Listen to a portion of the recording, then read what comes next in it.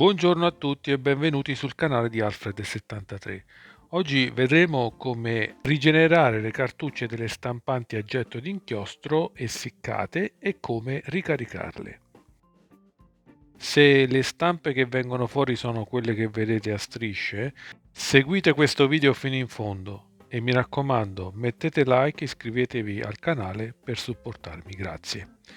Queste sono due cartucce a getto di inchiostro presenti nella mia stampante, l'una del colore e l'altra del nero.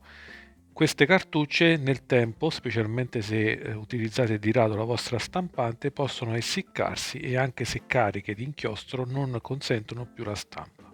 All'interno infatti è presente un attuatore piezoelettrico oppure una resistenza nel caso del sistema Bubble Jet di Canon che attira l'inchiostro e lo convoglia verso l'uscita per la stampa. Se la cartuccia è a corto di inchiostro o non fate stampe per molto tempo, questi condotti possono seccare ed ostruirsi.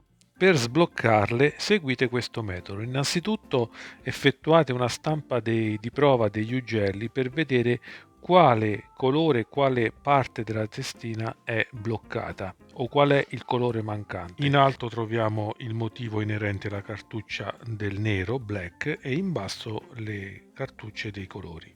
I difetti principali possono essere righe bianche vuote tra i vari colori ad indicare che gli ugelli sono intasati, oppure assenza totale di colore perché appunto si è esaurito e bisogna ricaricare il relativo colore.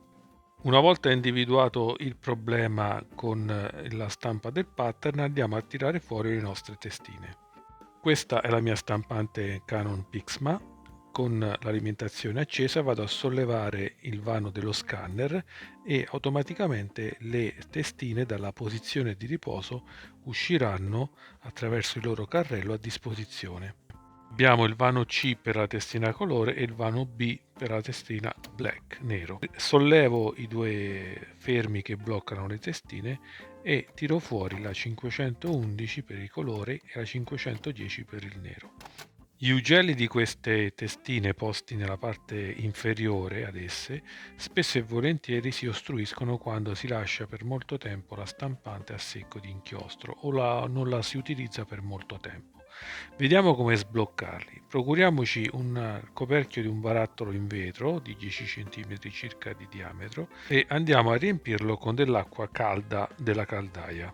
A questo punto andiamo a immergere le testine nella parte degli ugelli all'interno di questo tappo pieno d'acqua calda per almeno un minuto a seconda del grado di ostruzione.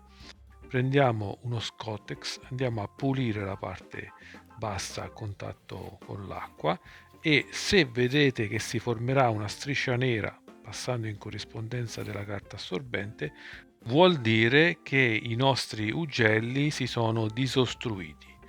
Se la striscia nera risulta intermittente, è il momento di procedere alla ricarica dell'inchiostro della cartuccia. Facciamo la stessa cosa per il colore e verifichiamo che ci siano le tre strisce dei tre colori principali. Se queste strisce risultano intermittenti, vuol dire che dobbiamo anche ricaricare i colori. Per ricaricare la cartuccia colore andiamo semplicemente a rimuovere l'etichetta adesiva posta nella parte superiore, sotto la quale dovremo praticare i tre fori per accedere ai tre serbatoi colore che sono il magenta in alto, il blu a sinistra e il giallo a destra.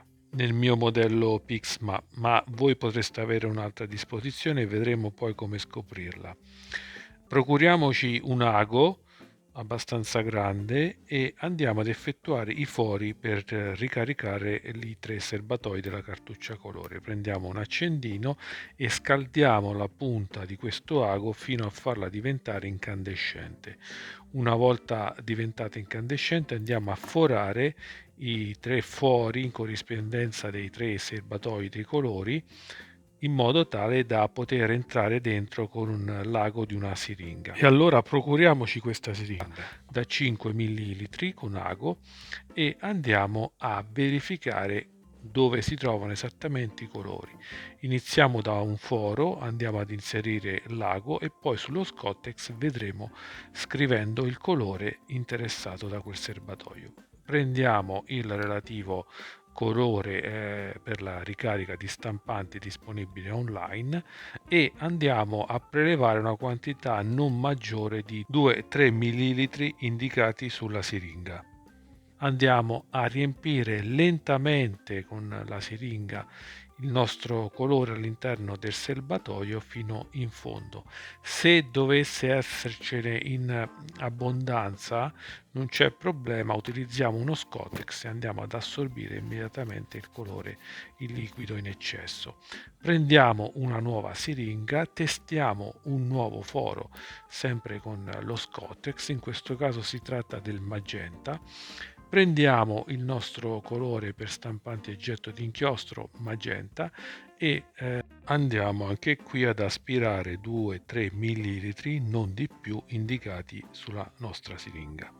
Riempiamo lentamente il foro fino in fondo e la stessa cosa per esclusione, ovviamente il terzo serbatoio sarà il giallo. Attenzione a non confondere il giallo con il magenta. Il giallo è molto più chiaro del magenta. Una volta riempiti questi tre colori, il gioco è fatto. Basterà apporre di nuovo nella parte superiore la stessa etichetta adesiva oppure anche un pezzo di nastro isolante e la nostra cartuccia colori è pronta per essere reinstallata sulla stampante. Verifichiamo sempre la striscia continua con i tre colori sulla carta assorbente. Possiamo ripetere lo stesso lavoro per la cartuccia del nero rimuovendo l'etichetta, facendo il foro con l'ago e inserendo questa volta una quantità di inchiostro che può essere anche di 4 ml, già che la serbatoio della cartuccia del nero è molto più capiente di quella del colore.